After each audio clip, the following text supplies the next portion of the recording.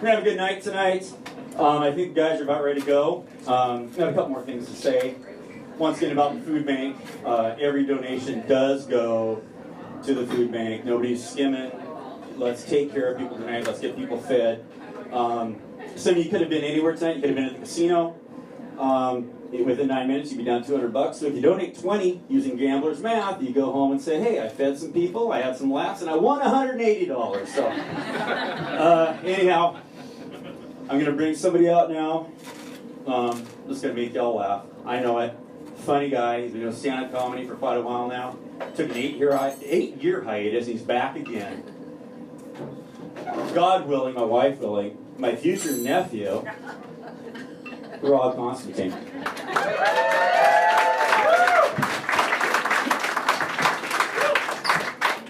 What's up, y'all? Thank you for coming out for this. This is real. Thank you, Patrick. I know he's back somewhere grinning. Because he doesn't smile, he grins. I don't know what the difference is, but he's grinning. It's weird. Words are weird. But listen, the thing that stands out about Patrick the most is I see his post, and he is truly in love with his wife. Who here is in love right now? Love is great. I recently fell in love with a great girl. She's great. I love her, and I'm worried. I'm thinking about finding the right way to ask her the big question, guys. I want to ask her, but I don't know how to do it. So I just tried. I went on one knee, and I said, "Christy, will you take a man's life with me?" What? Why are you on your knees for that? That's weird. I'm twisting my sock. It's really obnoxious. Well, listen. I think my ex-wife, we never killed a man, so we never got to fucked up. So I was like, the real way you tie your relationship together is to kill a human being. I wouldn't kill anyone that meant anything to anybody. Like, I would go here to Seattle and kill a homeless guy. Because Seattle doesn't care about their homeless population, except for you guys who are paying money for homeless people, right? Come on. Sorry to rip on Seattle, but it's true. It's in the news. They don't care about homeless people. It's all right. Well, love's cool. Love's great. I don't have to deal with any of the dating shit. I don't have to be in shape. Well, I kind of do, but I just need to keep in shape enough. Cause without my shirt, I was like a baby mouse. One of your stoner friends feeds to their bearded dragon. Like I'm pink and hairless. But it's all right. It's all right.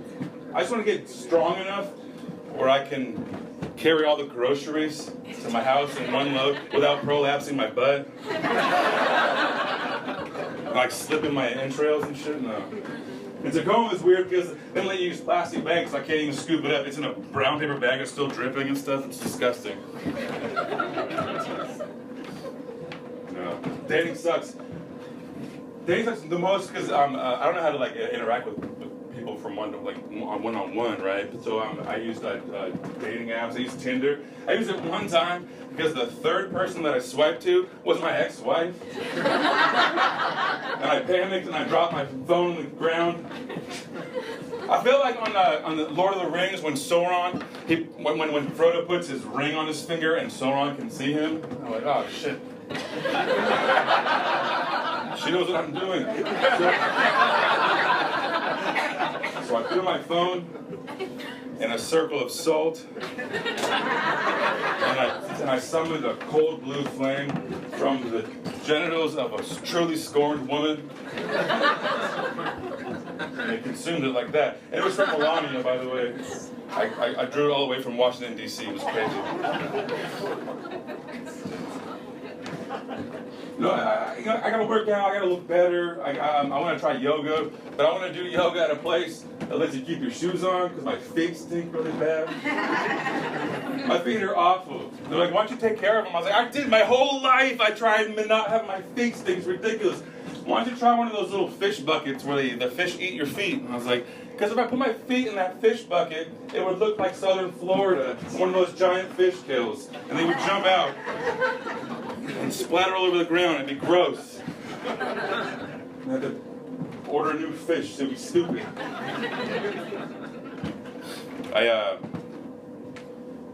He mentioned that I've been in comedy for 8 years, right? And it's because I had myself a couple of dream crushers. Their ages 10, 10, and 12.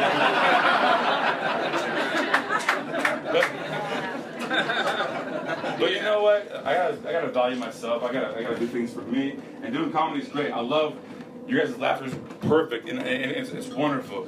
My kids do a lot for me, and I'm trying to raise them right. I'm trying to raise them to be good people. And you know, religion comes up a lot. And I personally am atheist, and I'm okay with anyone else's beliefs, right? I told my kids, hey, listen, if you want to believe in God, I will try to help you find how to do it without being a piece of shit. But they're reasonable, so they don't believe in God. So, and I found this out when the cul-de-sac with the kids, and the little neighborhood kid came up, and he's a witness, and he said, listen, if you don't believe in Jehovah, you believe in Satan. If you don't believe in Jehovah, then that means you believe in Satan. My one daughter was like, I don't believe in either of them. And I was like, all right, that's reasonable, it's awesome. He's like, you know what? Jehovah built that apartment that you guys live in. And my other daughter, out of nowhere, she was like, Jehovah's a really shitty builder. And I immediately fell in love with both of them. I swept them up. And I whisked them away to northern Colorado and married them both.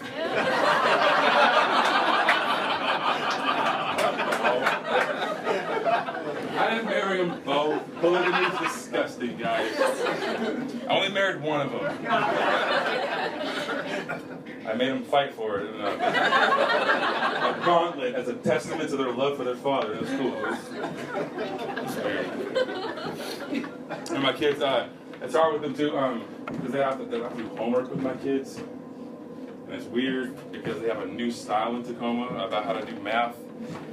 And so my kids now think I have a digestive problem because every time they ask me for help with math, I go to the bathroom and watch a whole YouTube video. But to keep that active, I'm flushing the toilet and grunting and shit. I put a little blood in the toilet just to make it work. No. But YouTube's cool, like technology's great.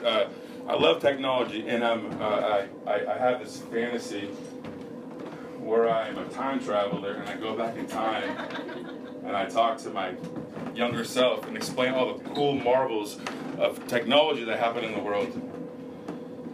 I'm like, hey, you know what? You know, there's little phone screens in your pocket. You can watch TV. You can watch porn if you wanted to. You can do whatever you want. It's awesome. You can, there's CRISPR, there's genetic modifying. You can have your kid not have cancer or not be a minority, whatever you want. If you wanted to. But it's weird because in my fantasy I go kind of crazy about it. And my younger self's like, what happened to you? Why do your feet stick? And why are you naked?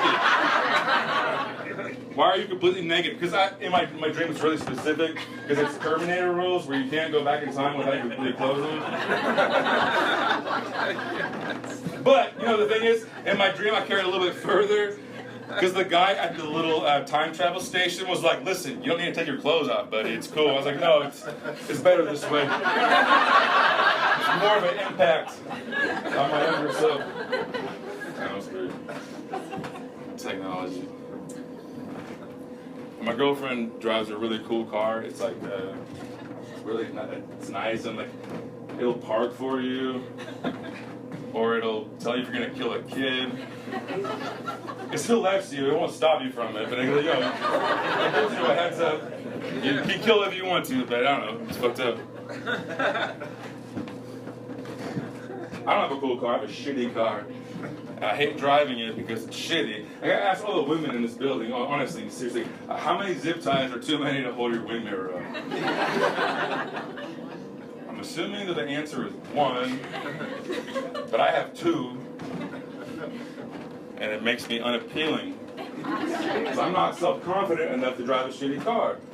But when I was in high school, listen, when I was in high school, My favorite thing was really pretty girls who drove really shitty cars. There was one girl, she looked like Natalie Portman. She drove a Ford Escort, and there was like bungee cords holding the shit together. But she would show up and she would own it, and she would come and just, upright and amazing. It was really inspiring to me, and it really attracted to me. This other girl, she looked like Beyonce. She was amazing, and she drove a Daewoo. But instead of an engine, she had a potbelly stove in it. She would shovel coals in it. She was really muscular and wore overalls a lot. But she had a weird cough about her. Unsettling and a smoky eye from the dust, I guess. The hottest chick of all of them, though, I swear to God, she looked like Alicia Keys, and she would come to school every single day in a giant novelty roller skate. And she would just barrel down the hill and crash into cars every morning. But before it crashed, she would jump out and just have this strut, this amazing strut. The weird shit, she had a different roller skate every day. I don't know how she got them all.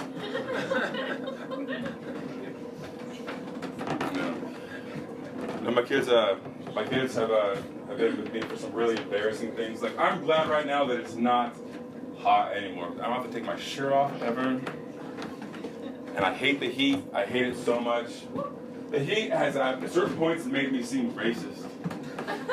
And it seems weird. I'll explain. I was walking with my kids one day, and we walked by, and this black guy walked by me, and I shook my head like this. But it wasn't because he was black, it's because he was wearing the men's McHaven parka from North Face, and it was 88 degrees out, and the fact that he was looking that hot, I was getting hot and angry about it. He was like, "What the fuck are you doing, man?" Like, what? It's not because you're black, dude, it's because you look so hot. My kids were like, "Dad, are you gay?" I was like, "Yes, I'm gay and not racist, I swear to God. I'm just only gay." No. I like using, I like English. And I don't mean I like English like everyone should speak English. Not like, "Hey, fucker, speak English, motherfucker." Not like that, but I like the English language because it's very, like, you have the opportunity to use lots of words. I'm very verbose, let's say. I like a lot of words. I hate the word should, though. I hate the word should so much because should, in its regular meaning, should reflect an ideal, right? Like, black people should not be shot by cops, right? But they do. People use should to reflect a reality, though. For example, my girlfriend will say, "I should be off my period right about now." So why does it look like I'm in fucking Saving Private Ryan staunching a bullet hole with my penis? Like, did I hit your aorta on accident? Why is it so crimson? Or vermilion? See, English is amazing. My kids, on the way to school, "You guys, we got like 2 minutes left for school. Like, where are your shoes?" They should be by the front door, Dad. I know they should be by the front door. But why is one staked to the wall with a goat's horn in the middle of a red pentagram made of menstrual blood?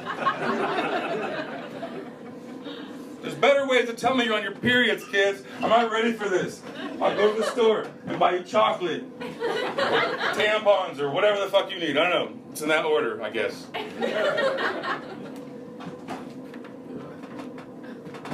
But no,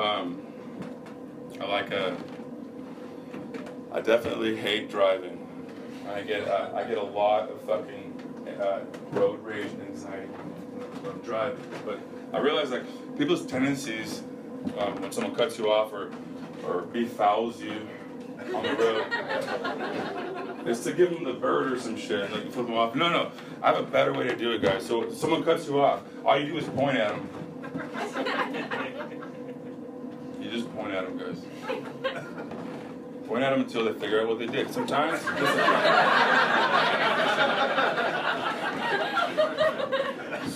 it takes a little longer than others.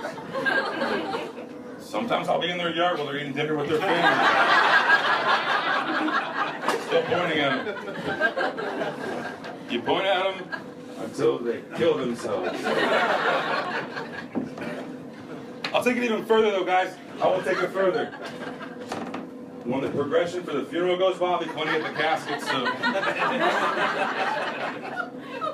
And they'll be like, Mom, why is that guy pointing at Daddy's casket? And she'll then say to that kid, because Dad cut him off. And you have a whole generation of kids who won't cut people off. You guys like tacos? Yeah. You guys like street tacos? How fucked up is it that we took a people's food and added the word street to it to signify that it's the actual original food? It's ridiculous. Like, are there street Cruncheritos? Or street Supreme Crunch Wraps? I don't know. It's bullshit. I want to see a commercial for like an authentic Mexican restaurant where they hire someone, a Latin person, like Antonio Banderas, and he would do a promo. Come taste the flavors of Oaxaca, Mexico. Where they have the crunchiest bullshit tortilla things, and ground beef, and iceberg lettuce. You don't grow it here, but my people pick it in your country, I suppose. And cheddar cheese from Vermont. Where is Vermont? I'm from Mexico. Oh, it's silly. It's fucked up. But no, I definitely like thinking about the way that people don't know how to think about drinking responsibly. Because I thought I would drink like maybe 3 beers before the show. I had a little more than 3 beers before the show. But you gotta drink responsibly.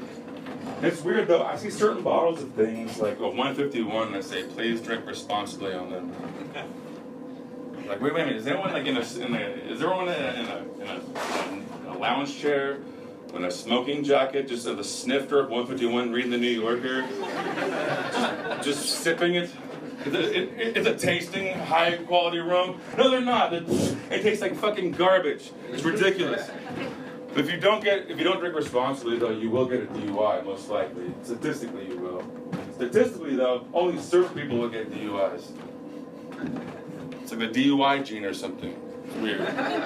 Like myself, I will drink a sip of kombucha and take my razor scooter to work. And there's helicopters and spike strips and shit. But I have friends, honestly, that will be like muddling limes in their car, drinking, and they're missing a shoe and shit. Never get a DUI. Alright, I committed to the shoe part on that. Don't bring it with your nose, buddy. Trust me. I'm telling you, it's fucked up. No, but I do like I really like personal hygiene a lot. I like being cleanly, but nothing's better in terms of personal hygiene than cleaning your ears. Yeah. You guys, yeah, I heard it. I didn't even ask for feedback. You guys love cleaning your ears. I love cleaning my ears. Cleaning your ears, there's nothing better than cleaning your ears except for a well-deserved and satisfying orgasm. So what I do is, when I clean my ears now, I masturbate.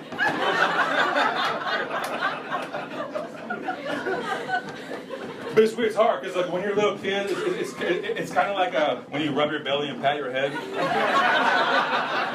But one time, I fucked up, and I poked my brain, and I just completely like shut off.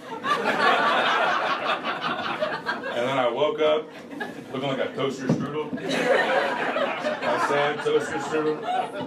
Anyway, everything else was up. Patrick's gonna fucking bring it. He's gonna bring it. I'm gonna look like garbage after when Patrick goes. It means a lot to me. He put this together. He's funny as shit. I love him to death. Please give it up for Patrick McDaniels.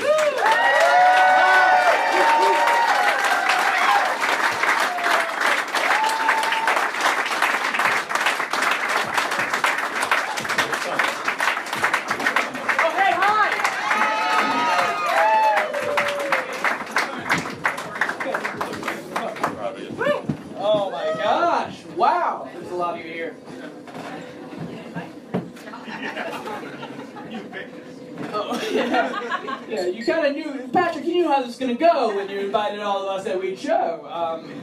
Man, 10 years. It's been 10 years. Stage, you look great. Audience, you look good. You look good. It's good to be here.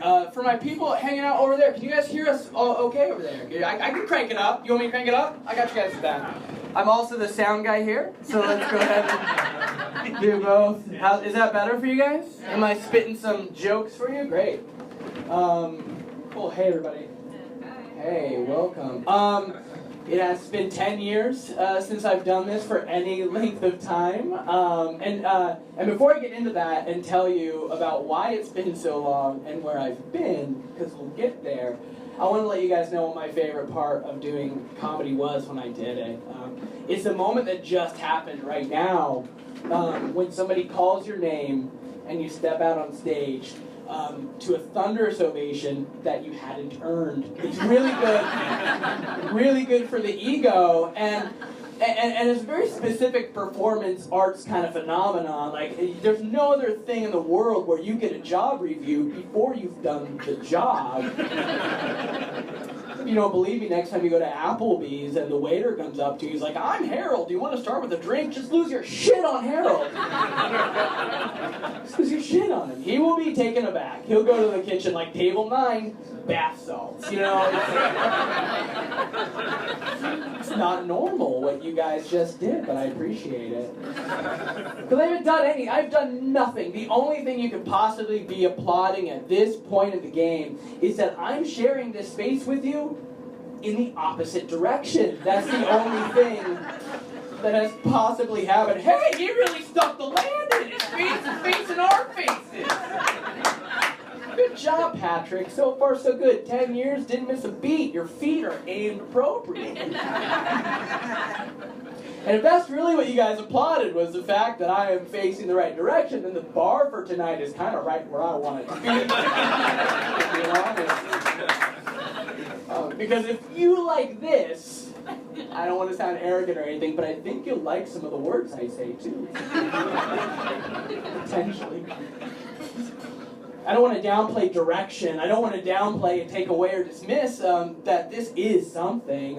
The way I'm facing does matter. I'll give you an example. Let's say that, let's say that the show is getting ready to start, and somebody stood up like this in the audience. Sorry, John. And somebody just stood up like this in the audience. You'd probably turn to the person next to you and say, "I wish he'd sit down. There's a comedy show that's about to start." But if somebody stood up from the audience like this, "Really sorry, John,"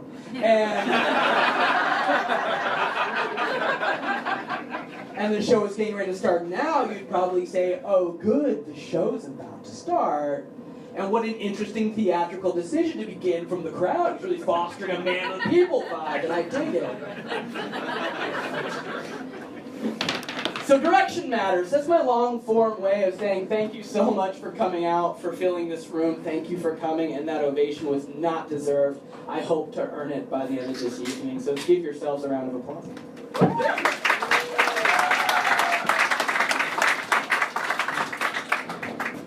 Oh boy, well yeah, it's been about 10 years, and if it's okay with you, that's a long story to go through. It's a long story to tell you where I've been for the last 10 years from a comedy perspective. Some of you are like, "I saw you last week." I'm talking specifically metaphorically comedy. It's been a while, and that's a long story. If you guys are okay with it, you guys want to go for a while? Yeah! Thank God you said that. I don't know what I would have done. If you're like, define a while, like that would have been not good. No, we'll go for a while, and I'll sweeten the pot a little bit. I'm going to tell you how the show's going to end tonight, okay? The show's going to end tonight with me telling everybody in this room a secret. Yeah, I swear to God, a secret that I have never told anybody before. That's how we're going to end the show, but I'm getting ahead of myself. I think we should probably start at the beginning of the story, which is this.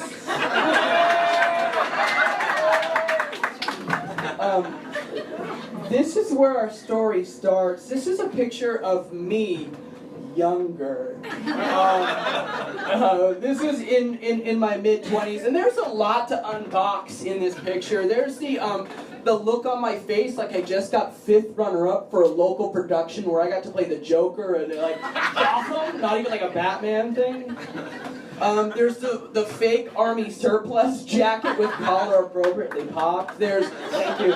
There's the cheap beer. There's the middle finger that's not mine, but if it was, it would make this picture infinitely more impressive.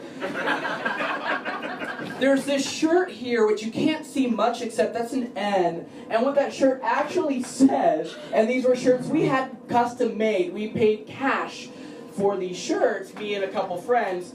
Shirts that say, and I quote, "Pop and lock." And I think this is a good part of the story to tell you that I don't know how to pop or lock. So I'm glad nobody said, fact check me, try to do it. I would be screwed. So yeah, there's a lot going on in this picture. We're going to unbox this picture a little bit, but before we do, I wanted to tell you a little bit about how we got that picture, because it wasn't so cut and dry. This picture was not easy to obtain, and the reason why this picture wasn't easy to obtain is because it existed in one place and one place only. This picture was in the modern day equivalent of Fort Knox, which is my old MySpace account.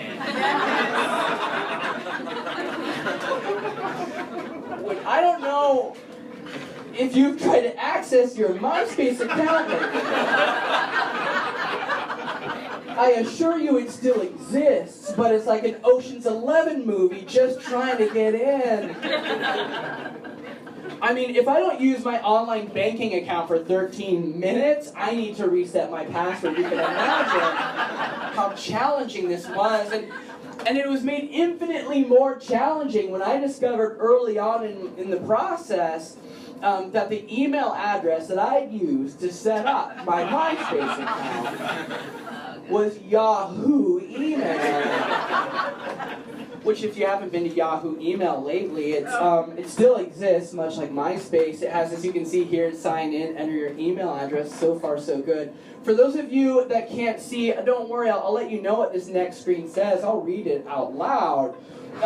When you input your email address, you're met with this frustrating screen.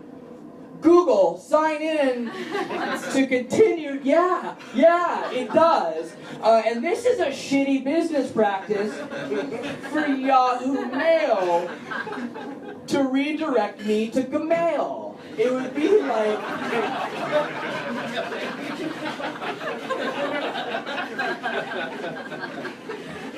It would be like if I entered a pizza parlor and the kid ran out to the door to meet me and said, whoa, you and I both know you're looking for Pizza Hut. I'll grab the keys, lock up, and walk you down. It's about 3 blocks down on the left, which is a shitty way to run a pizza parlor or an electronic mail distribution system. So it was a little bit frustrating trying to get into the account, but a funny thing happened. As it was getting more and more frustrating to get in the account, I became more and more fascinated with what I was going to find on the other side of that login screen. It's like I created like a time capsule of, early 20s Patrick and shoved it away and locked it and kicked it down the internet. I couldn't wait to see what I was going to find. Like, who were my final top 8?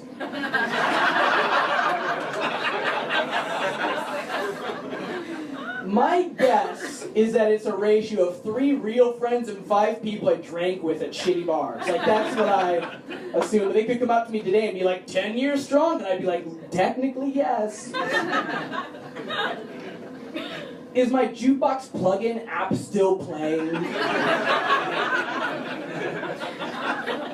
And if so, what music is careening and bouncing off of the empty, deserted buildings and alleys of GeoCities long since left to dust? Was it Blink-182? Yes, it was probably Blink-182. Statistically speaking, it was probably Blink-182. Dark Money's on like an alien ant farm, a newfound glory, really anything in the American Pie soundtrack, oeuvre, but probably Blink-182. So I got fascinated by it. I'm doing a lot of mic work, which is obvious nerves. Hopefully you're not seeing that.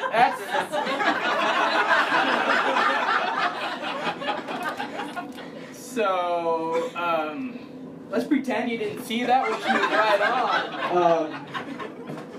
I've done this for 10 years. I'm a little bit rusty. I got the AV in my pocket. It's going to give away a really important joke later. But you guys will pretend. I want that joke now to have the best reaction of the night. And I don't care if you're faking it. I don't care.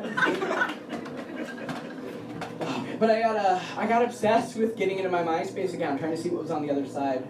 And that happens, right? Like you get something stuck in your head and you just can't turn it off until you either find an answer, find the solution, or you just make up an answer to close the feedback loop and move on. I'll give you an example. There's a 24-hour 7-Eleven by my house. I drive by it every single day. I drive by the 7-Eleven, and one day I drove by the 7-Eleven and it had a big banner above the door that said, "Now under new management." And I drove home fascinated because how bad do you have to be at managing a 24-hour 7-Eleven for the 7-Eleven Corporation to need to announce via banner that they are no longer associated with you? Pretty, like how bad you, like no offense to any 24-hour 7-Eleven managers who are in attendance tonight. I love you, go with God, you're doing the Lord's work, but the bar for success is tantalizingly low. It's like, see that lock over there? Maybe don't turn it, and you're climbing up the ladder at the 711 Corporation. Like, how bad do you have to be? Is it like, I'll take this Red Bull, a pack of Newports, are those your balls? They sure are. Eddie likes to wear them on the outside sometimes. How bad do you have to be? So I got fascinated with this. By the time I got home, I needed to know what was up with this 24-hour 7-Eleven, and so I looked on Yelp and looked up reviews, and there was about 6 or 7 reviews from the past like 6-7 months, and they all said basically what this one says. But this one,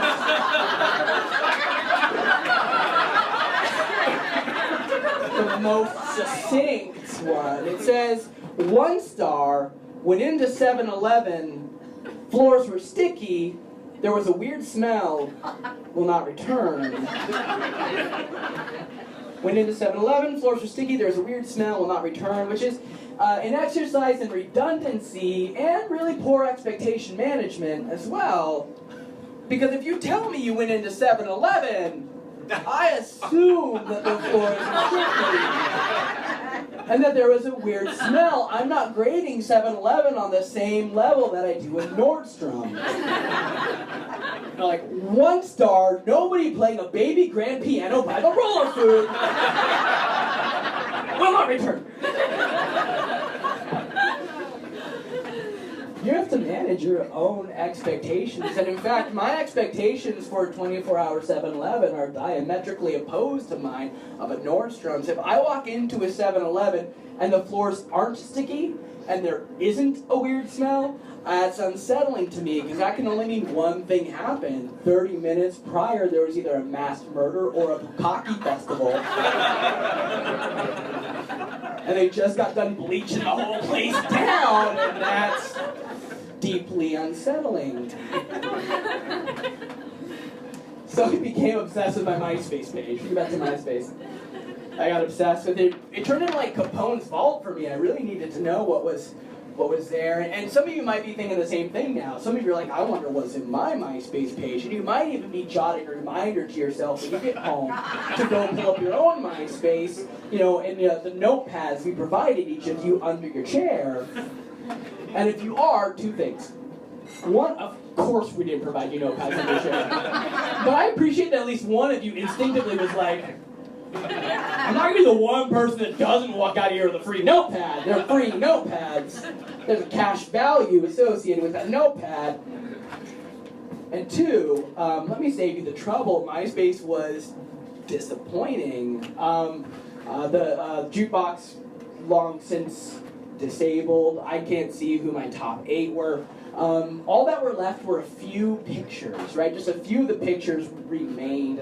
And it felt kind of like ancient Mesopotamia, which used to be this burgeoning society, but now it's just some archaeologists in the dust like, this rock, this was a piece of a contract between two landowners, and this is part of Hammurabi's law, and it was the same kind of thing, like just these pictures, right? Pictures of Patrick way too drunk at a dive bar in Milton, Washington, you know, or this one, you know, same dude. Taken by one of those, you know, shitty companies that just goes out to dive bars and takes pictures of drunk people and posts them online with names like True or Triumph or Yen Louis.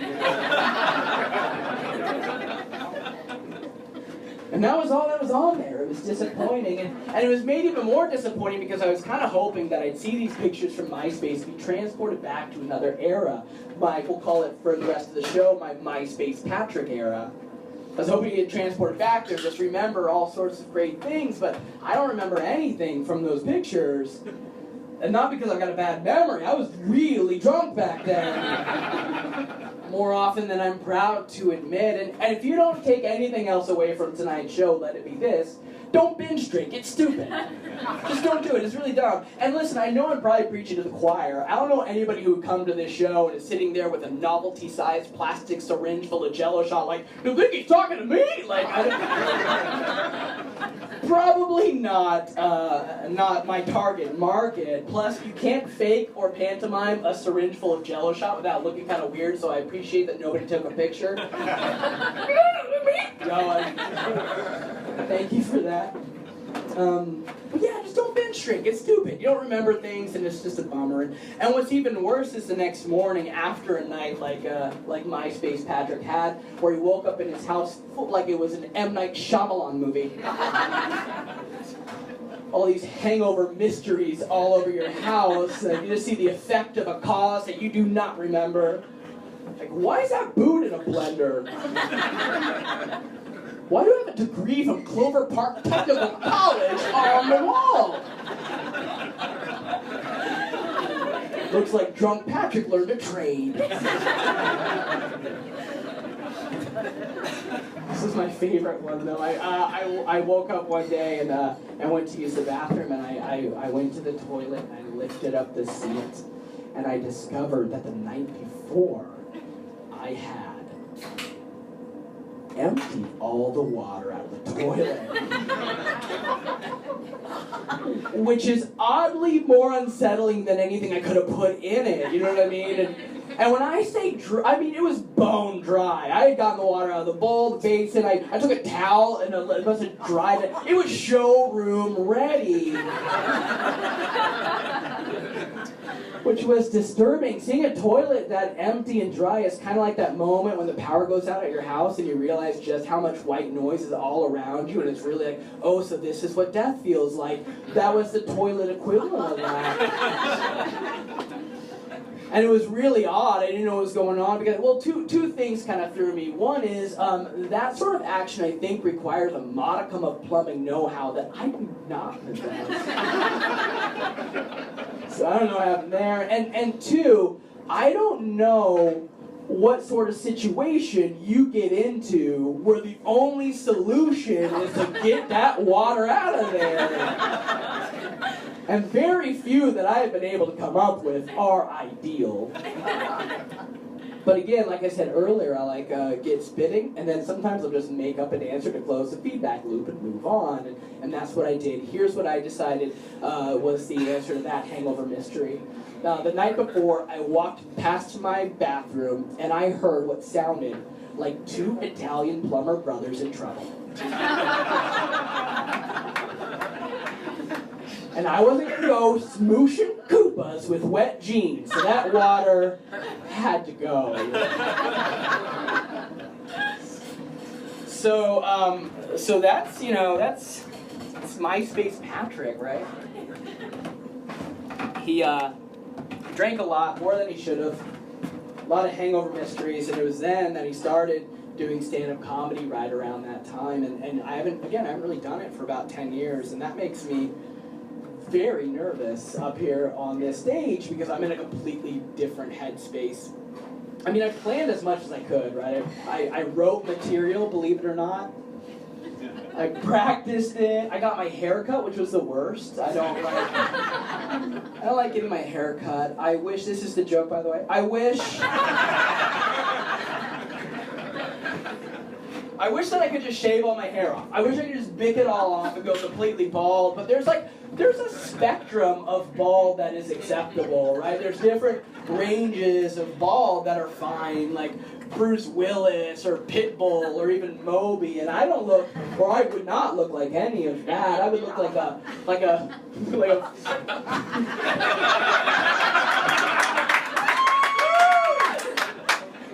loses some of its oomph, I think. I'm still gonna do it. Fuck it. I'm still gonna do it. And we'll just, again, the best reaction of the night. I wouldn't look like any of those. I would look like a 14-year-old late-stage cancer patient who's waiting in line to meet John Cena at Make-A-Wish Foundation. And if you think I'm being hyperbolic, to the MySpace.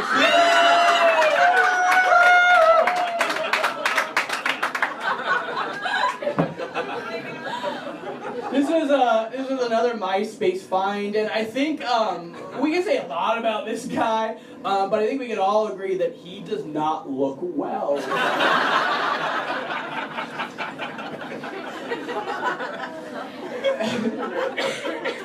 It looks like he looks like he could run any number of GoFundMe scams about this guy. Like, yeah, sick, sure, but also oddly, like, my friend was backpacking in Nepal and is missing. Somehow works too, right? $50,000 to go find him. Anyway, so I gotta get my hair cut. Put that down so I don't ruin any jokes.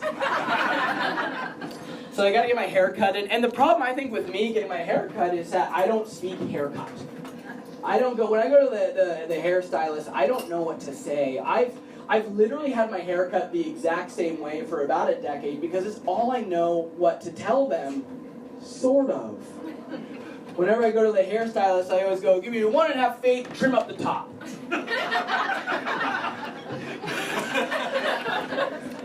Trim up the top is not enough information to go off of to give me a haircut that I am envisioning that I would like. It's just not enough. It's too nebulous. It would be like if I were in the market for a house and the realtor said, what are you looking for? And I said, 4-inch walls. They'd have questions about my acceptable wall count in a house. Fourth wall sounds optional. You know. To which I would say the fourth wall's always optional. That joke is for later on the camera. No, thank you. Two people love a good fourth wall breaking joke that does not play in the room. I'm okay with that. I'll take those numbers. So they have follow-up questions, right? When I get my haircut. They say, oh, you have 1 inch off the top, 2 inches off the top, and like, I'm not interviewing to work at Google. I can't conceptualize an inch of hair off of the end and how that impacts the general look and motif. So before falling down the existential crisis well, I always just blurt out, oh, whatever you think looks good, I trust you. Which I think is important at this point in the story. To call out that I get my hair cut in Seattle, and typically the hair stylist has somewhere on their body an unironic tattoo of a hot dog, and whose personal hairstyle choice is one of two things: unironic mullet or Skrillex, but now, so trust is a funny thing. I got LASIK eye surgery a couple years back, and I think one of the big reasons why I got LASIK eye surgery a couple years back is because the only thing worse than telling somebody that you don't know that you trust them with your hair is doubling down and going, and I'll see it in 30 minutes! You know, that's really dangerous. It's like I'm running a daytime talk show makeover segment on myself. Like, Patrick walked into Supercuts looking like a homeless Harry Potter, and now he looks like, oh, still a homeless Harry Potter? Oh, it wasn't about the hair? Oh, it was about his general demeanor and how he carries himself? Oh, cool, we all learned something today. Whenever I get my hair cut at the end of the haircut, the hairstylist always spins me around in the chair, and guys, I don't know if this happens to you, but the first thing they say afterwards is like, do you want any product in that today? Which is slightly insulting. It's like she said, I did all I could with what God gave me, and this, should we put some lipstick on this pig before I send you out into the world? Yes. Let's put some lipstick on his face.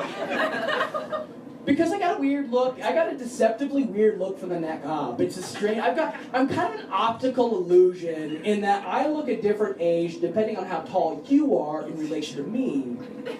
Like if you're as tall as me or shorter, I look a tired 32, which I'll take. But if you're taller than me, I look about 54. It's a real human Yanni Laurel situation in regards to my hair. But thankfully, I've already locked up a beautiful woman before all this occurred. Which is important. I think it's important to have somebody in your life, somebody that you love, and somebody that loves you even as your hair is falling out, even as God starts cutting your hair for you. I think that's important. And I think we all have strange stories in our past of relationships or love or what have you. I still remember the first girl, I almost said woman, no, girl I had a crush on. I was probably 8 years old, and she was older. She was in my brother's class. And I remember during recess, she would sit on this small hill between two buildings and just talk to her friends while everybody else was playing on the monkey bars or swinging or playing tag. And I just thought, and I don't even know what this means today, I thought, how European of her.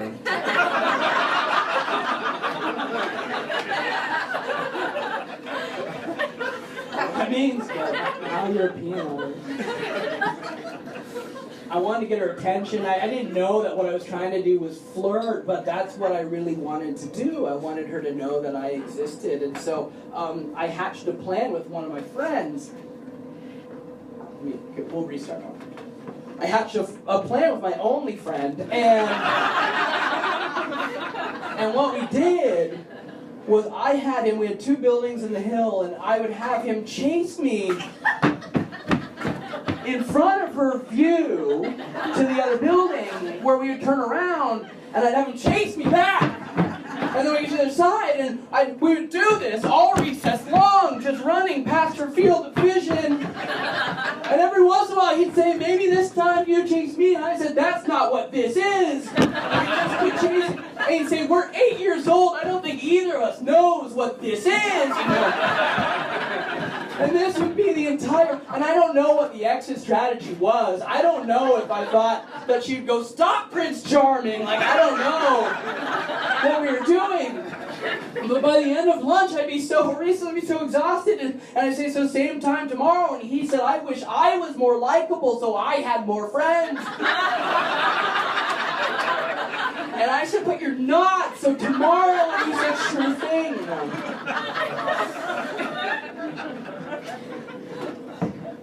And it's funny, because that's kind of comedy, in a way. That's stand-up, you know, because all I'm doing right now is running past your field of vision for a few moments, hoping you think I'm an interesting person during the other times, you know.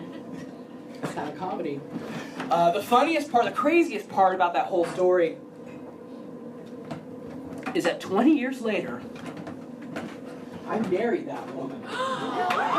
Is not how that story ends. Of course it's not. Of course it's not how the story ends. Please. I saw him running. I thought, what's he running away from? Maybe he's running to something. No, that's not how it goes. That's not how it goes. I did finally gain the courage to ask a girl to dance a couple years later, and this is a pretty big deal. I was with my family at a church retreat in central Washington, and the last day of this 3-day event, there was a dance. And I was hanging out on one side of the dance floor with my friend, and I saw across the dance floor the girl that I had a crush on, talking with some of her friends, and almost as soon as I noticed that she was there, this song came on.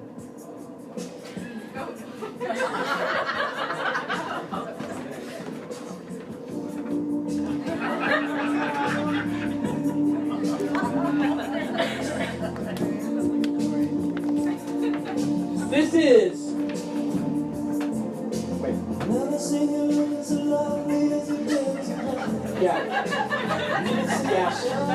Yes. Yeah. We can cut that. We can cut that right now. That's Krista Berg's Lady in Red. And I didn't write the song. It's fine. And as soon as the song came on, I knew I was gonna ask this girl to dance. And I don't know why, because asking somebody to dance when you're 10 years old is a really big deal. It's the most intimate thing a 10-year-old could do if they weren't raised Catholic. It's a big deal.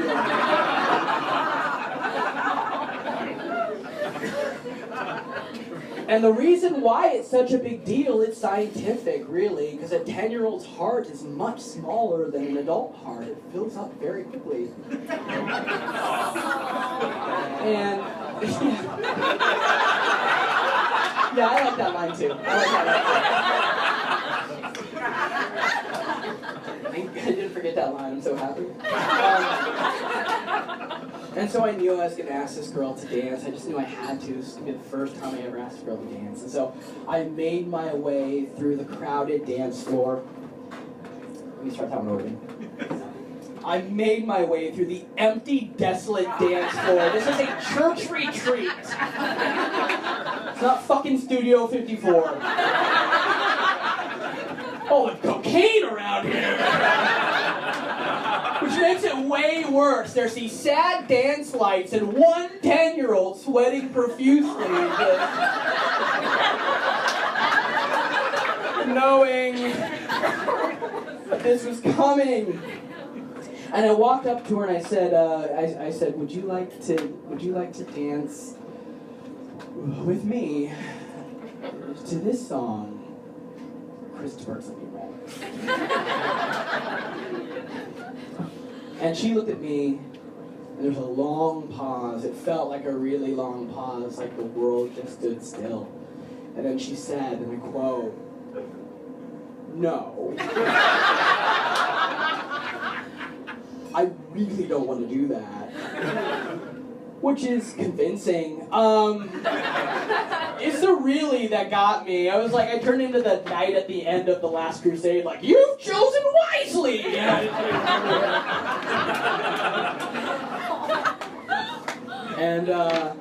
And so my first dance was not to Krista Berg's Lady in Red, which is a shame. My first dance actually happened just a couple months later. It was at a wedding reception at a retirement home.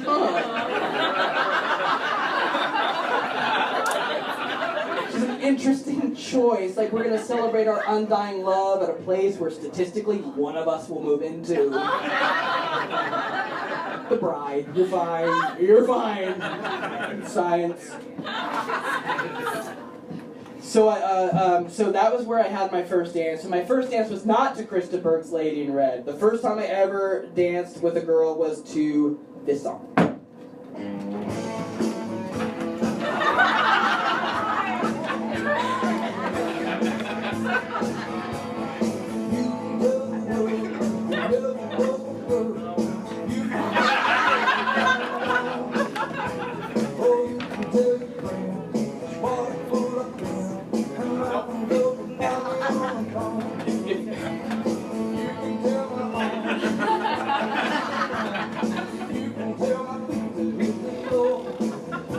I don't want to hear this anymore.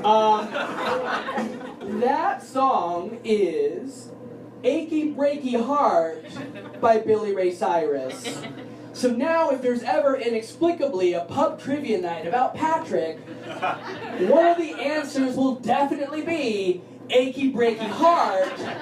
God damn it! It took Lady in Red's spot. Achy Breaky Heart. And listen, now's not the time to start being cool to this room. For about 2 weeks after that, I was all about Achy Breaky Heart. I had my blank tape in the tape deck, tuned it away from 93.3 to like 100.7, the fucking wolf's balls, I don't know. And I record and play both pressed down, waiting to hear that. Just like unpause. And have a nice clean version of Achy Breaky Heart on a mixtape that I had already labeled Songs We'll Tell the Grandkids About, Volume 1.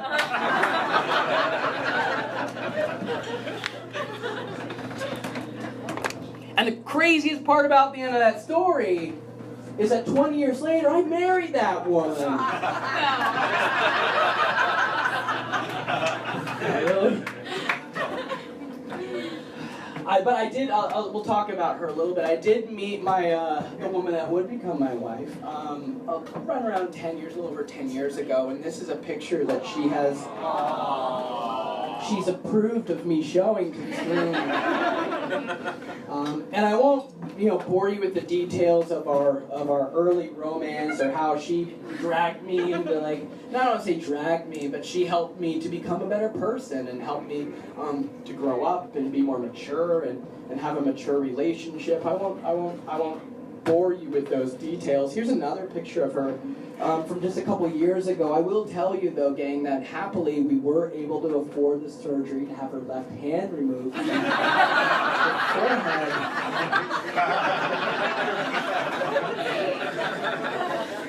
Thankfully, it was a GoFundMe. That guy in Nepal is lost. So no, I won't bother you with all that. I'll just leave. I'll leave it with this, as far as that's concerned, is that she made me a better person, and she was the first person that saw more in me than maybe MySpace Patrick saw in himself. And she helped me to become a better person. She introduced me to salad, which I wish was a joke.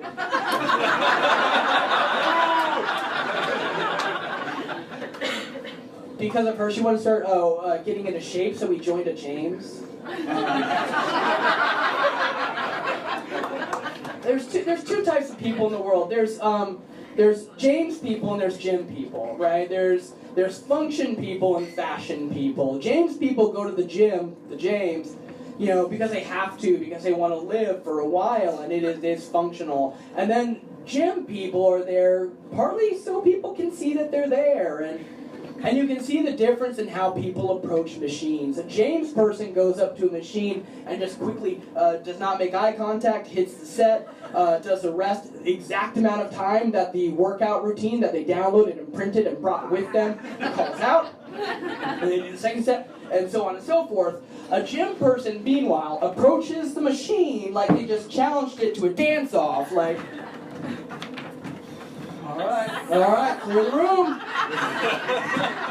Circle up, it's going down. And then in between sets, instead of just sitting there like you should, they stand up and walk around it like they defeated it, which is a weird thing to do because you set up the machine that way. You understand? Like you set the weight where you set it, and it functioned properly. The pulleys and the levers. If anything, you should stand up and be like, synergy!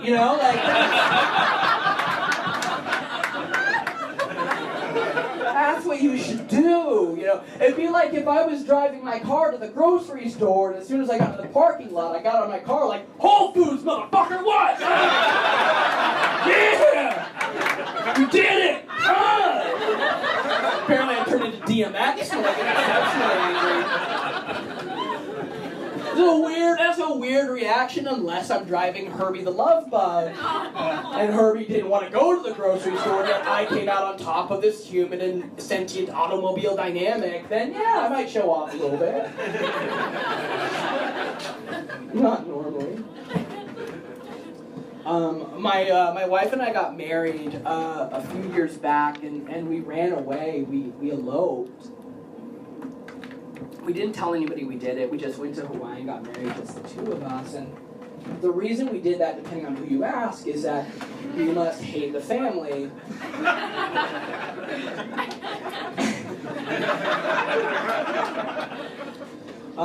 We don't. And then, less than 6 months later, we went to our families and told them that I had accepted a job in Philadelphia and we were going to move across the country. And the reason that we did that, depending on who you ask, is because are you trying to give your mother a heart attack?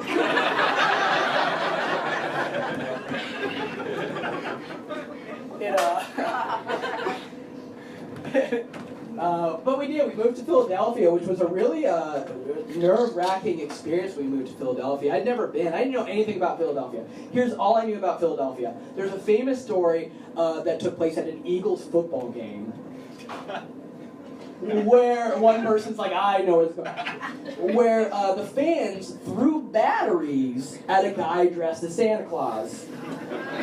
That's a true story. And also the most Philadelphia thing you'll ever hear in your life. But they threw batteries. Meanwhile, at the same time in Seattle, we were throwing Skittles at football games, which is a real, when you do the degrees, and it's like halfway, like a complete, 420. It's a whole 420 degree difference. Batteries versus Skittles. So we were a little bit nervous, but we moved to Philadelphia, and it was wonderful. You know, the people there were awesome. They were wonderful, super welcoming when they weren't driving. Great people. Great people. Listen, every major city you live in is like the driving's the worst, but it is not. I assure you, it's not. I have driven in Philadelphia. Everybody there is driving like they're on the back half of a Grand Theft Auto mission. Got that 3-star warning level. Gotta get to the body shop. They're all driving like there's an urban legend about the skinny white guy in a Subaru that if you let him in on the freeway, he's gonna follow you home and jack off on your car. And, listen, I'm not gonna do that. So I want to say categorically that I will never, ever follow you home. And you know, I can't say never. I hear it now out loud.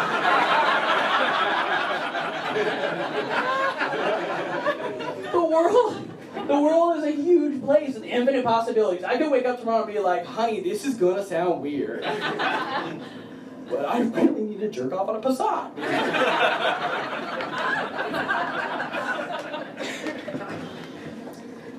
So we moved to Philadelphia, and there were things about Philadelphia that when you moved across the country, I loved it, but I was homesick, you know? I started to think about things from Seattle and tried to cling to things that reminded me of home. For example, I loved Starbucks in Philadelphia, and the city proper, very welcoming. Maybe it's my palate, maybe it's my face, actually, now I think about it, but they're not well. That's the joke about how Starbucks is really terrible to black people in Philadelphia. Anyway, it was not that long ago. No, and then like sports, like Seattle sports. I started getting into sports, which I think disappointed my wife a little bit. She's like, "You're not who I married."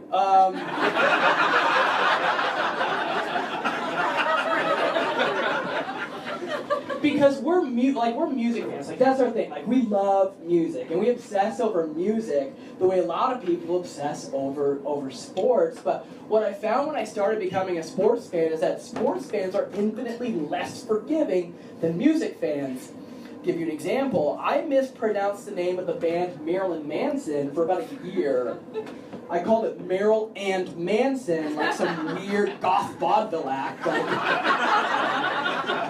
I'm Meryl and he's Manson. Let's suck on it. Like, you know, it's weird.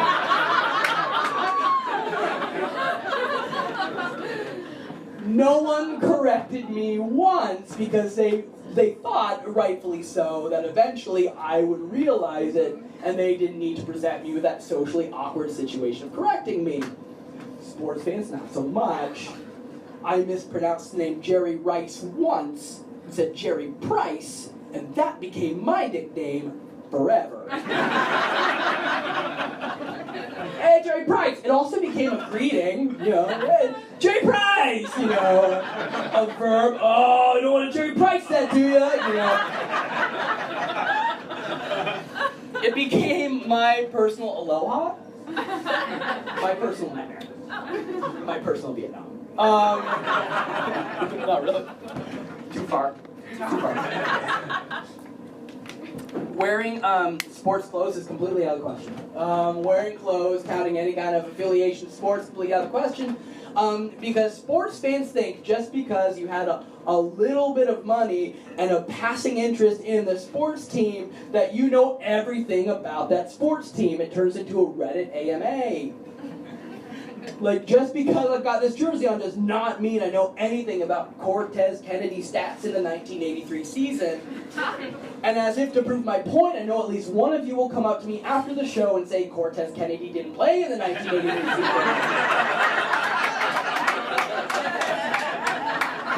To which I'll say, I know, I think.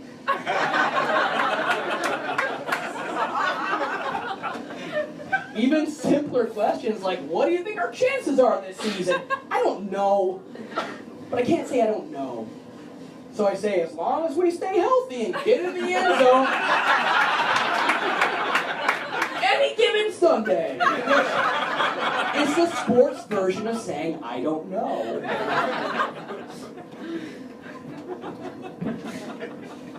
We eventually moved back from Philadelphia and came back home and grew up. My wife was still wanting me to take care of myself and live a nice long life. But her motivation for that changed a little bit a couple years ago. It's no longer about just me growing old with her. About a year and some change ago, we had our son. Which now, you know, she's like, yeah, I want you to grow old with me, but you also entered into an agreement.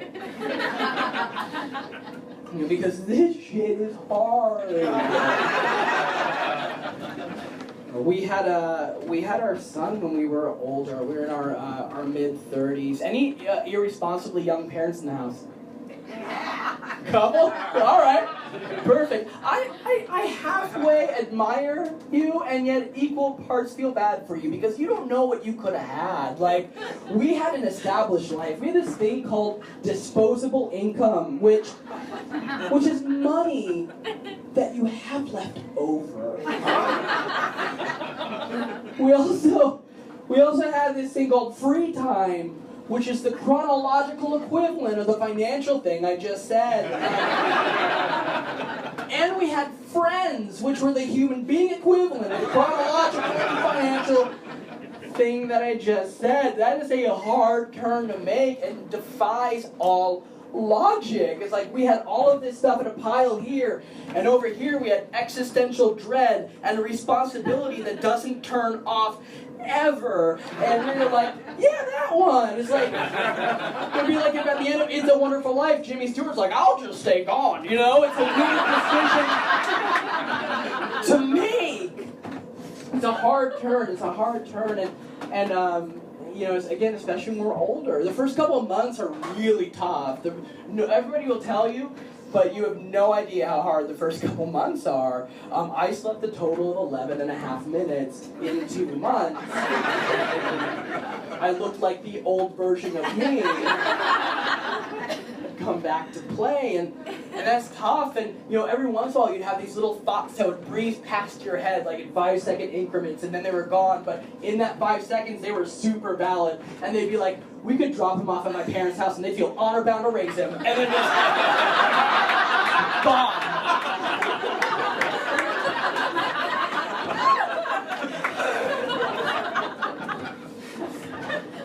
I don't want to do that. I feel like I have to stop for a second and say, listen, I don't want to give up my son. He's one of the two highlights of all time of my life, right? The moment my wife said she would spend the rest of her life with me, and the moment my son came into the life are the two greatest moments of my life. What if I did give him to them?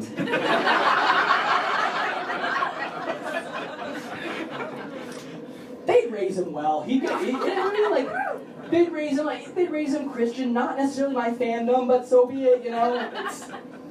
Some people don't like that. They say fandom in relation to Christianity. I don't mean the faith. The faith is fine. What I'm talking about, like the book itself. The book, I'm saying that's full sci-fi fantasy. That book, if you just take it by itself, like that book is a little bit of remarketing away from a D&D campaign. Like it's very close. There's magic, demons, and giants, and quests. What I'm saying is, if you wrote by George R.R. Martin on the bottom of the book, you'd be like 3 chapters in, like, where's Tyrion? That's all I'm saying. Oh man. But no, I don't want you guys. You don't get my kid. It's not. But it is weird. There are these moments where you're just full of like, grief and nerves and anxiety about being a parent and raising a kid, and are you going to do it right? And then you start realizing that you've been learning lessons on how to do it well your whole life. You've had great examples. You just didn't know they were examples at the time. Sometimes that example comes in the form of the stick. Sometimes that example comes in the form of the carrot. And I'm going to tell you a story about the stick. Back when I was MySpace Patrick, I was driving my parents' car back to their house, and I was on one of those main thoroughfare roads where all the freeways feed off to, and it was rush hour, so it was pretty busy. And I was on the road, and I was about 2 blocks away from my parents' house, and the car coughed and sputtered and died. This was not a surprise to me, because the low fuel light had been on for So I wasn't surprised, but I was more upset because I was so close to my parents' house, and MySpace Patrick was living under the assumption that if I got the car to their house, it was their problem. I never said I was a role model. But I didn't make it. I was about 2 blocks shy, and I was bummed, and so I called up my dad, and I said, hey, the car ran out of gas. I need you to come with a little bit of gas, fill up the car, and get it out of the road. And he, I heard him on the other end of the phone go,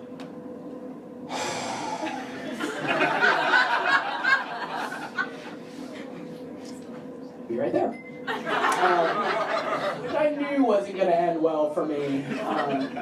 Because he had learned by this time some incredible ways to express anger without swearing.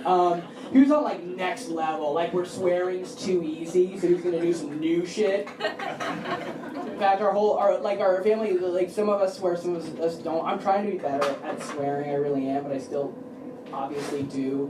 My dad doesn't swear anymore. He used to. He would swear if you snuck up on him. He'd hit you with every swear he knew, like a Gatling gun. My brother does swear sometimes as well, but he's so nice that when he swears, it sounds fake, it sounds false. It sounds like he's letting the word shit out of a balloon, like, shit. Like he just delayed. Like I'd say fucking, he would say like his body's fighting it. Like, you're better than this! We'll do it later, we'll get him next time. So I was waiting for my dad on the road, and while I was waiting for him, this white car pulled up behind me, and 2 red and blue lights began flashing. And I don't care how above board you are, when you see sirens, they could even be going the other way on the freeway. When you see sirens, you do that little check in your head like, no drugs, right? I'm good? I'm good? So I flipped through the Rolodex, in my mind as these siren lights turn on behind me. I said, okay, I don't have any drugs, I don't have any guns, I don't have my license, I don't have any dead bodies. Wait. Scroll back. Yeah, I don't have my license on me. I had forgotten my license, forgot my wallet at the house I was staying at the time, and I definitely didn't have my license on me. And so I started freaking out as I saw the police officer start walking towards the car, and I didn't know what to do. I began kind of turning into like the secret, like, please don't ask me for my license, please don't ask me for my license, please don't ask me for my license. And the police officer got to the car, and in desperation, I leaned into this one move, which was just overwhelming kindness. Like, he rolled down the window, and I go, oh, thank you so much for showing up, officer. I really appreciate that you're here. You see, I've hit a bit of a bad beat.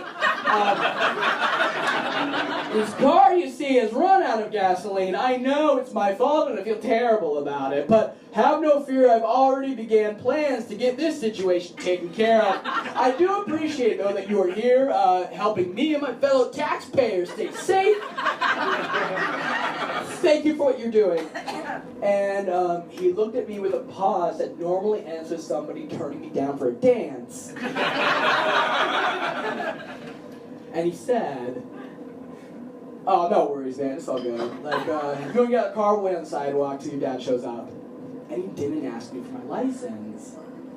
And if the story ended there, you could wrap it in a poem that says, white privilege.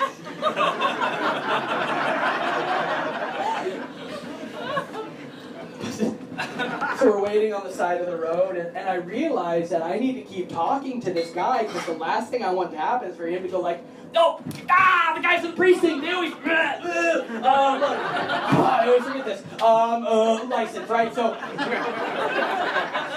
I'm hitting him with the razzle-dazzle, like, hats are nice, Crown Victorias, you know, anything that I'm seeing, just hitting him with all of it, and then at one point I go, oh, there's my dad coming down the street, and you know how he said my dad came up with new ways to express anger? This was one of them, because when I say my dad was walking down the street, what I mean was my dad was walking down the middle of the street when there was a perfectly usable sidewalk.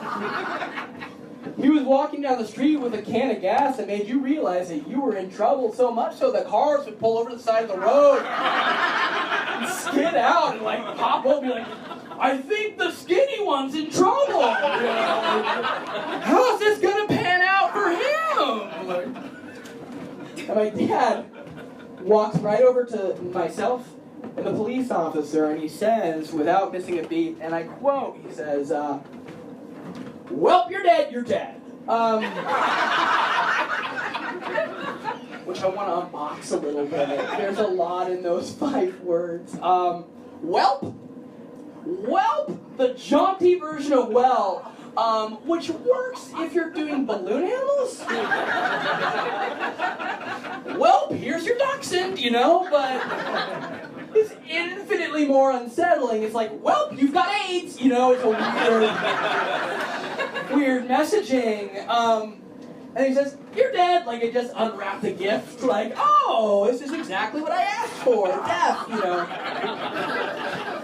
And then like he realized right in the moment there that maybe we didn't believe that I was dead, and so he goes, you're dead.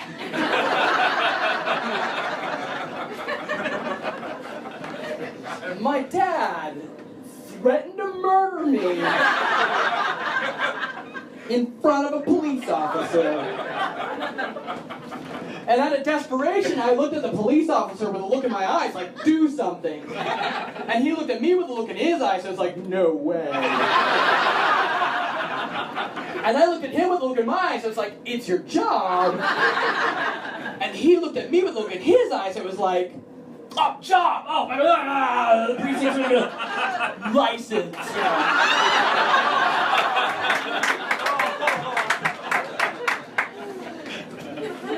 So sometimes you gotta use a stick. It was effective. I mean, I never ran out of gas again. And sometimes you gotta use a carrot. And this next story is about the carrot. I was in high school, in 10th grade, and I was walking down the hallway of Woodrow Wilson High School. And yeah, I knew that was gonna happen. And I had a hall pass class. It was the middle of class, so the halls were empty except for me, and then 3 guys were coming in my direction. There were 3 members of the Woodrow Wilson High School varsity football team, the Fighting Rams. And I think it tells a lot about where you sit in the hierarchy of high school by how you walk through the hallway when you should be in class. Like, these 3 guys were walking towards me like 15-year-old versions of that Keep on Truckin' guy from the 60s, just not a care in the world. Meanwhile, I had a hall pass and I was ducking behind lockers and garbage cans like I was on a prison break. Like, hey! You 2 start a fight in the yard. You! I've had the school tattooed on my back. Tell me where the bathroom is before the warden gets here. We were not in the same circles. Anyway, so I was walking with a little bit of purpose, which we'll get to in a second, but as I was walking, I noticed one of the guys looked at me and with a look that was almost like, I think I know this guy, and I said, oh my gosh, I think this guy knows me, and what a step up for me, what a real boon for Patrick. I might be getting into the popular group, finally, and I was like, should I wave, should I say hi, should I do one of these thumb numbers, and I started to get into my own head, and the problem with starting to get my own head was I forgot the reason why I was in the hall in the first place, and after about a moment, I kind of doubled over, and I'm only going to say it this way one time because it's so crass, I shit my pants.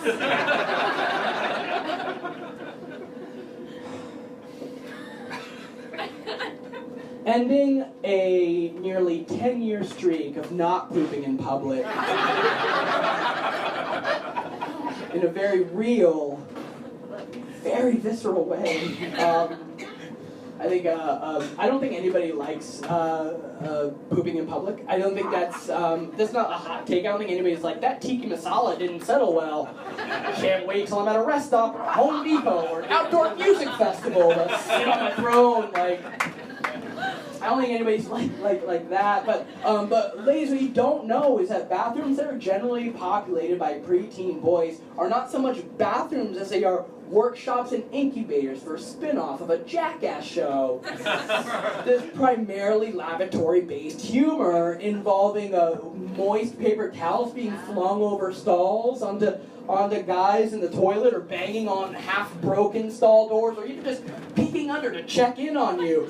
They are terrible places.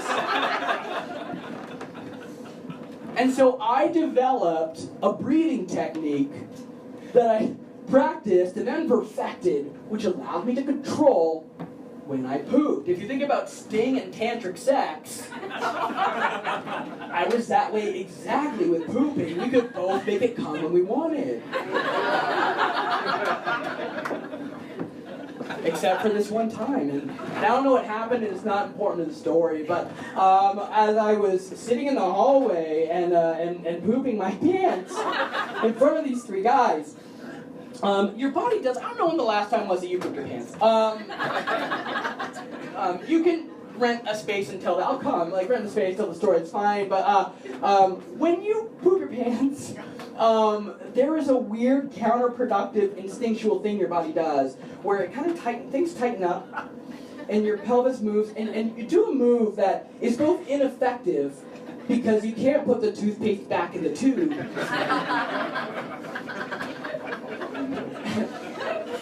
and really hard to cover up or to make light of, like, this move. How do you get out of this move, And so as these 3 guys were walking along, I came up with the only thing I could think of to try to cover it up. It's the way that we cover up a lot of things, like a fart or whatever. I coughed, which doesn't make any fucking sense.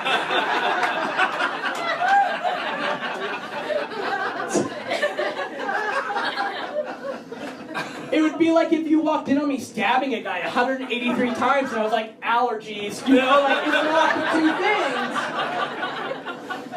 are just not equatable, And so after I coughed, my brain shut off and I went into full emotion mode and I fled into the bathroom, which we've already established is my nightmare. And I went into the stall, which is even worse, and then I was forced to enter the 3rd stage of hell, by removing my pants in the stall to assess the damage, which I'll save you from. But it was extensive. It was like the last 15 minutes of Apocalypse Now. It was bad. It was bad. So I was in the bathroom. I needed to come up with a plan, something that I could do, some way to get out of the situation. I came up with the perfect plan, which was to cry. I cried a lot in that bathroom. I wept such hard tears. I cried like the first time he saw that scene from Fresh Prince where he goes, "Why don't my daddy want me?" Like I cried like that. I cried the kind of tears that you hate that you're crying, but you're also happy because you're going to sleep like a dream that night. Oh, well, if I'm going to cry, I might as well make it count, So I wept, and then finally I realized that I couldn't just weep, right? I had to do something, and then it turned into an episode of MacGyver. I'm like, what do I have around me, All right, I got my foot propped up against this broken-ass stall door. So far, so good. That's going to buy us some time. I got a used toilet paper roll and a half-used toilet paper roll. I could probably do something with that. I got my shirt. I got an overshirt, kind of like what I'm wearing now. Got that. Okay, I could probably even get into that duct. And then I thought, or I just live here now. Maybe I just move in. And you forward my mail, I turn into like Moaning Myrtle, I'm there for like 10, 15, 20 years, just extolling wisdom to the new class, like, you should ask Samantha out. I've been here for a long time. I know what true love is, whatever. But then I realized that I had like an overshirt on like I'm wearing now, and that was my out. And so I took it off and I tied it around my waist and my hips. And I bolted to the nurse's office as quick as I could, and I walked in there, and with the confidence that is usually reserved for the end of a 3-day Tony Robbins workshop called Unleash the Power of a Mountain Lion or something, I said, I'm sick, I've got to go home. And the nurse said, the phone's right over there. Or at least that's what I think she said. What she probably said was,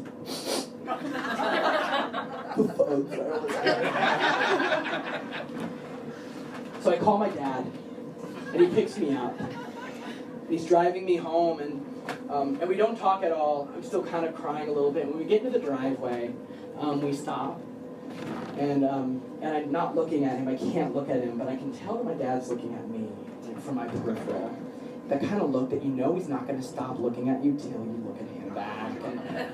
And I didn't want to look at him because the only thing worse than pooping your pants is just staring at another human being with the poop in your pants. It's important to establish at this point in the story that the poop hasn't gone anywhere. It still exists. And so I finally looked at him, and he had this look on his face of just absolute, pure empathy. He had the kind of empathy that you rarely ever see. The kind where he was trying to just pull the pain out of me, carry it himself, and he would if he could. And he says to me quietly, I'm so sorry that this happened to you. I wish it hadn't, and I wish I could take it back, but I can't. But what I want you to do now is just go inside, get cleaned up, put on a funny movie, and if you want to go to school tomorrow, that's great. If not, tell your mom that you're sick and you can stay home. And I won't tell anybody that this happened. And he didn't. And I didn't either. Until now.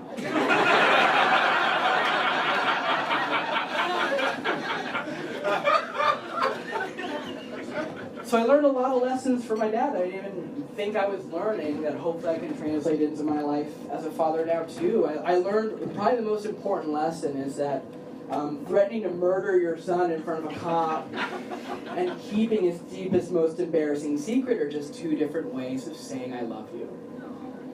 And I hope that I can do the same, and I hope that I have the wisdom to know when to use each.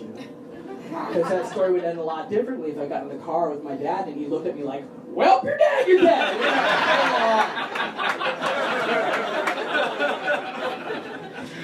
Just a real piling on. We're coming up here near the end of the show. Just have a couple more minutes, so I want to stop for a second and say this has been like an absolute dream come true, and I want to thank all of you for being such a great audience, for giving to the charity. This has been the time of my life. Thank you so much.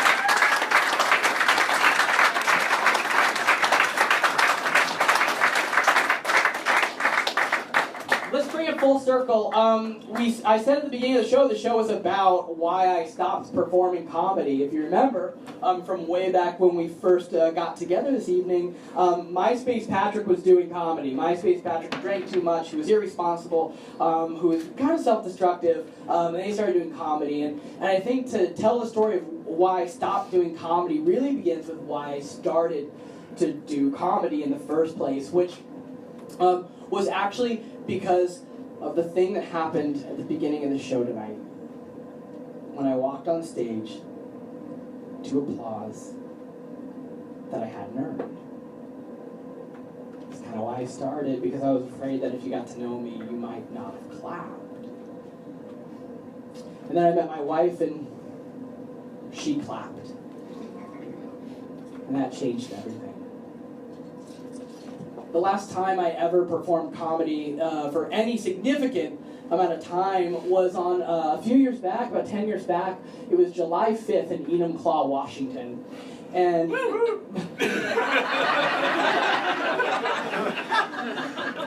and if you don't know anything about July 5th or about Enumclaw, Washington, I'm going to tell you about both. July 5th, famously considered like a hangover holiday, because July 4th is when you rage. It's not like Arbor Day. It's more like Canadian Boxing Day or whatever, I think. I did not fact check this joke. I assume they rage on Boxing Day. So it is not a day where people famously go out for comedy on July 5th. They're sleeping off their hangovers, right? And our forefathers didn't either. They weren't like, oh, my head hurts from all the fireworks and the ale and the shaking off the yoke of imperial British colonialism. But there's an open town crier night at the old public house. You know. It's not what happened, you know. And Enumclaw, Washington is a city that is most famously known for a few years back. There was a gentleman by the name of Ken Pinion who died via perforated colon because he let a horse have sex with him. And I'm not saying Ken Pinion was homeschooled.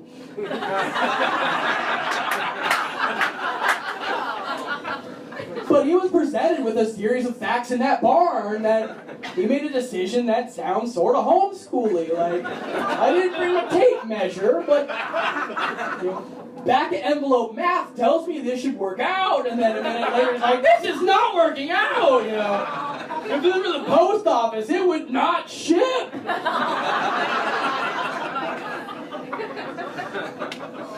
So, you might think I'm not being fair to Enumclaw, and if that's the case, I would say, Enumclaw, do anything else. Anything. Give me anything other than Ken Pinion, I'll take it, you know. What's your Rotary Club up to? I'll take anything at this point. I don't want to think about that horse as much as you don't want to think about that horse.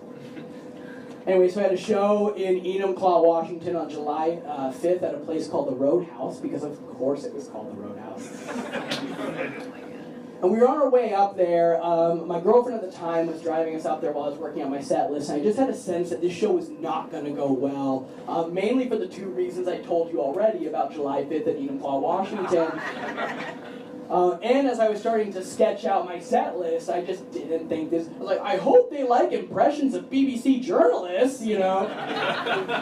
You think they know who Where's Waldo is? Like, I had no idea, and so I had this sense that the show wasn't going to go well, and it was confirmed when we got to the show. We got to the Roadhouse, and about 5 minutes before the show started, there was just a few people around. It was not full by any stretch, and about 5 minutes before the show started, I overheard one of the tables ask the waiter what the specials were, earnestly, because they wanted to know, which is a weird distinction to make, but follow me here. If you're there for a comedy show, what you want to hear people say is, hey, we're here for the comedy show. While we're here for the comedy show, are there any specials on beer or drinks or food or anything? Something to satiate us for the comedy show. What you don't want to hear is, what's the soup of the day and why is that guy at a public address system telling jokes? Oh, for a comedy show. Like, you don't want to spring a comedy show on an unsuspecting public. There's no famous stories of Bill Cosby surprising people with comedy.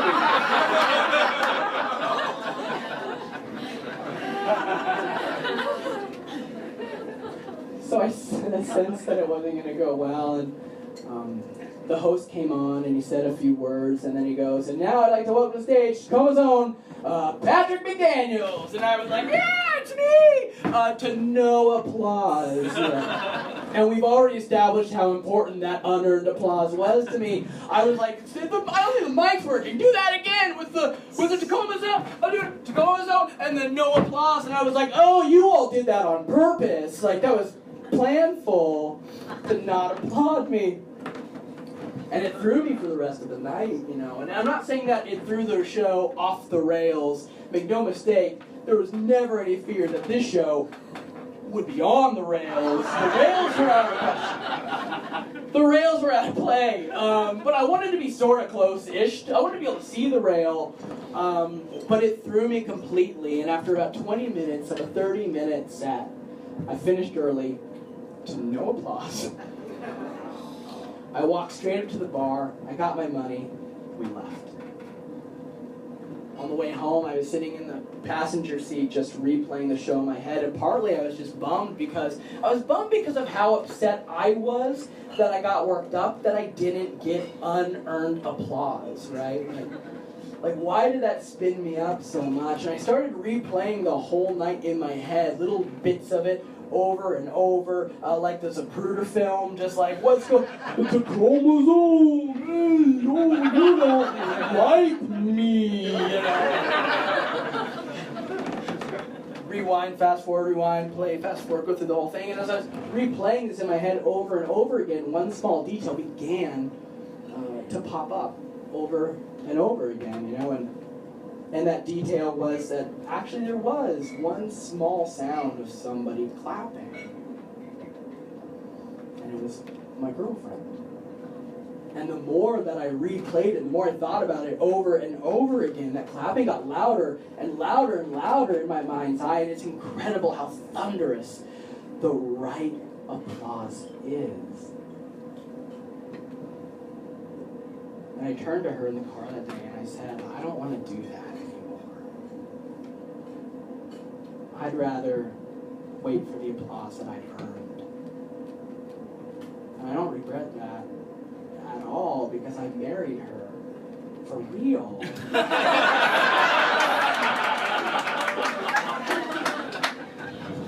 She's the mother of my son, and she's the best thing that ever happened to me, and it's amazing what the right applause sounds like.